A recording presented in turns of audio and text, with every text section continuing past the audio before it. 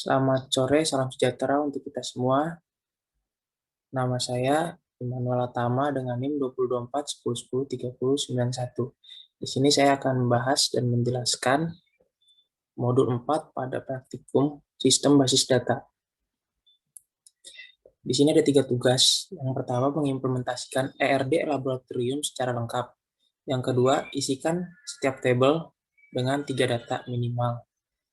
Yang ketiga, itu pada tabel persimpangan detail pinjaman, untuk primary key gunakan birth relationship, di mana foreign key-nya dari tabel pinjaman dan barang dikombinasikan dan dijadikan primary key. Ini adalah logical data dari yang akan kita buat nanti. Ini ERD yang akan kita gunakan dalam membuat query. Yang pertama itu entitas atau table. Entitas atau table yang akan ada dalam ERD laboratorium ini nanti itu ada 11 seperti yang dilihat pada PPT. Yang pertama itu sebelum masuk ke pembuatan tabel jenis barang, kita masuk dulu ke pembuatan database-nya dulu. Jadi pertama kita membuat database laboratorium karena data yang kita gunakan itu data pinjaman laboratorium. Di sini pertama kita buat dulu create database laboratorium, di mana create ini fungsinya untuk membuat, lalu yang akan kita buat itu database. Setelah itu adalah nama untuk menamakan si database tersebut, yang mana kita menggunakan laboratorium. Setelah itu kita jalankan, dan jika berhasil akan muncul tulisan query return successful. Selanjutnya, query membuat tabel jenis barang. Jadi yang selanjutnya ini masuk ke tabel jenis barang. Sama kayak tadi menggunakan syntax create.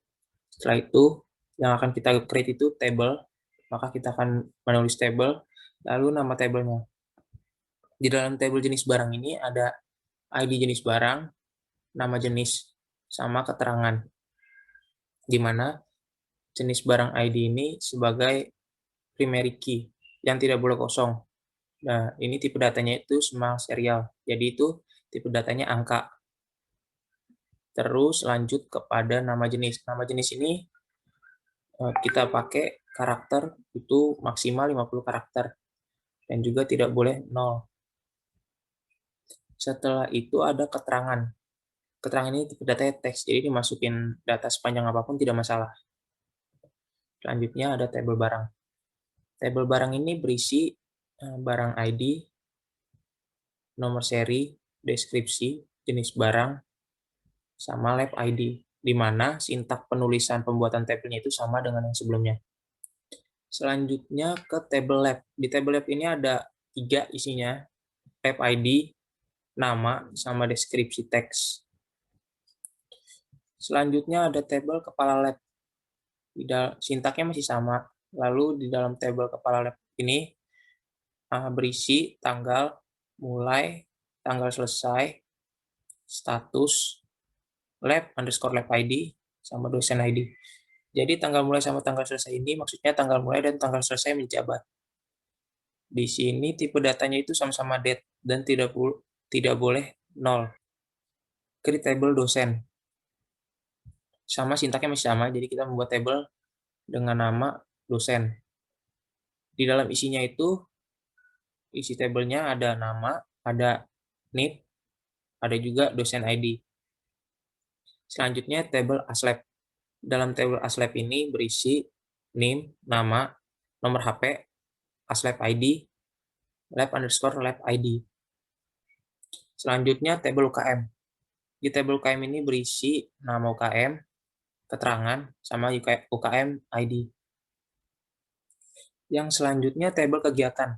Pada table kegiatan ini berisi nama kegiatan, keterangan, tanggal mulai, tanggal selesai, kegiatan ID, UKM underscore UKM ID. Yang selanjutnya table peminjaman. Pada table peminjaman ini berisi tanggal pengajuan, tanggal persetujuan, tanggal keluar, peminjaman ID, kegiatan underscore kegiatan ID, dan aslab ID. Yang kelima itu ada table item peminjaman. Di sini sama masih sintaknya, masih pakai create table sama nama table.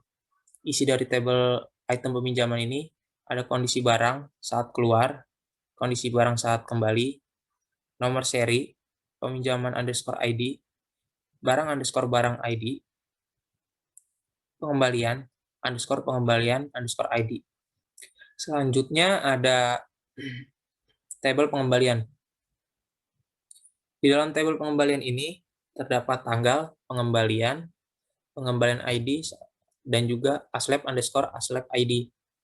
Jadi tanggal pengembalian ini sama kayak tadi, tipe datanya itu date. Pokoknya semua yang berkaitan dengan tanggal itu tipe datanya date. Dan di sini tanggal pengembalian juga nggak boleh kosong. Jadi jika ada kehilangan, bisa dicek di pengembalian, tanggal pengembalian. Jika di tanggal pengembalian itu ada isinya, maka sudah jelas itu berarti hilang karena tanggung jawab si aslep, bukan peminjam gitu. Selanjutnya itu dalam ERD ada yang namanya foreign key. Foreign key ini yang digunakan untuk merujuk atau mengambil data di table lain untuk digunakan table yang lainnya gitu. Ini sintaknya itu alter table, dilanjutkan dengan nama table yang akan digunakan, dijadikan foreign key, lalu add constraint, dilanjutkan dengan nama kolom primary key, lalu foreign key, dilanjutkan dengan kolom foreign key, nama kolom foreign key, lalu reference, nama table primary, dilanjutkan dengan nama kolom primary key. Jadi setelah ngasih tahu table mana yang akan diambil datanya, setelah itu nambahin kolomnya. Jadi setelah tabelnya udah ditunjuk table yang mana yang akan diambil datanya, setelah itu nyebutin kolom yang akan diambil datanya. Setelah kolom yang akan diambil datanya itu sudah ketemu, masuk ke foreign key. Setelah itu dikasih penjelasan bahwa data yang diambil itu ditunjuk dari table primary dan juga kolom primary-nya gitu. Jadi yang pertama ini kita punya beberapa foreign key di sini, ada 11 kurang lebih. Jadi yang pertama ini table barang dengan jenis barang. Jadi si table barang ini ingin menggunakan data dari si jenis barang ini. Nah, di sini kita lihat penulisannya itu alter table jenis barang add constraint jenis barang underscore ID. Jadi dia mau menggunakan ID dari si jenis barang ini yang ada di kolom jenis barang. Lalu lanjut ke foreign key jenis barang. Nah, foreign key ini maksudnya kan merujuk ke table-nya. Dia mau ngambil jenis barang ID di table jenis barang yang merujuk kepada table jenis barang kolom jenis barang underscore ID. Seperti itu. Selanjutnya ada foreign key table barang dengan lab. Sintaknya masih sama, tapi yang diganti itu adalah data yang mau diambil dari si lab-nya.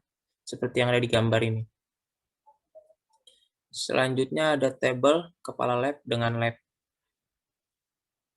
Dilanjutkan dengan table kepala lab dengan dosen. Adapun table pengembalian dengan aslab. Selanjutnya ada table aslab dengan lab. Setelah itu ada table kegiatan dengan UKM. Dilanjutkan dengan peminjaman dengan aslab. Lalu adapun peminjaman dengan kegiatan ID. Selanjutnya ada item peminjaman dengan barang. Lalu adapun tabel peminjaman dengan pengembalian. Nah, setelah itu masuk ke nomor 2, mengisi setiap tabel dengan minimal 3 baris data. Yang pertama itu untuk menambah data ke dalam tabel, kita menggunakan sintak insert to, memasukkan ke dalam tabel gitu maksudnya. Intinya seperti itu dengan parameter yang nantinya akan kita isi. Selain si primary key gitu. Lalu karena si primary key ini nantinya akan otomatis ngisi sendiri itu nantinya dia. Jadi nggak usah diisi juga, nggak salah gitu. Lanjut Di dalam tabel barang ini yang kita isi itu namanya, nama jenis, sama keterangannya. Untuk memasukkan nama jenis dan keterangan, pakai syntax value. Di mana syntax value ini kita isi dengan data-data yang nantinya mau kita masukkan dalam tabel. Seperti yang terlihat itu, saya memasukkan laptop, komputer, keyboard, mouse, dan meja dengan keterangan yang ada di sampingnya. Jadi sebelah kiri menyesuaikan dengan yang parameter yang kita sudah siapkan. Jadi kalau parameternya nama jenis dan keterangan, berarti di sebelah kirinya itu parameter nama jenis, yaitu laptop, komputer, keyboard, mouse, dan meja. Yang di sebelah kanan ya keterangannya. Jadi laptopnya itu maksudnya tipe apa. Kalau kita masukkan tipe MacBook, ya kita masukkan tipe MacBook. Adapun komputer yang kita masukkan itu komputer desk. Keyboardnya ini keyboard portable, mouse juga mouse wireless. Meja pun meja yang tipe yang panjang. Tuh. Selanjutnya, mengisi data pada tabel barang. Di sini saya memasukkan 5 data dengan sintak yang masih sama. Di sini parameternya saya gunakan nomor seri, deskripsi, jenis barang, sama lab ID. Selanjutnya ada query pada table lab. Di sini saya memasukkan 3 lab dalam table, 3 data lab dalam table. Masih dengan sintak yang sama, saya memasukkan lab BASDA, RPL, dan Pembro yang pada deskripsinya ini terletak pada lantai 1, 2, dan 3. Selanjutnya ada tabel kepala lab. Di sini dengan sintak yang sama dengan parameter tanggal mulai, tanggal selesai, status, lab underscore lab ID, dan dosen ID. Selanjutnya ada data di tabel dosen. Di sini ada 5 dosen dengan yang saya masukkan ke dalam tabel dengan sintak yang masih sama dengan parameter nama dan juga NIP. Jadi nomor NIP ini menjadi karakter uniknya gitu. Itu saya mengisi ada 5 nama dosen dengan 5 NIP yang berbeda juga pada gambar. Selanjutnya ada table aslab. Pada table aslab ini masih dengan sintak yang sama, saya menggunakan parameter nama, name, nomor HP, lab underscore lab ID, terlihat pada gambar. Selanjutnya ada table UKM. Di table UKM ini ada 4, saya masukkan 4 UKM ke dalam table. Jadi dengan sintak yang sama, saya memasukkan value ke dalamnya, yaitu UKM Laos, Omaco, Balwana, dan Binari. Di keterangannya itu berisi dari kegiatan yang dilakukan bukan kegiatan, maksudnya penjelasan dari si UKM-nya itu.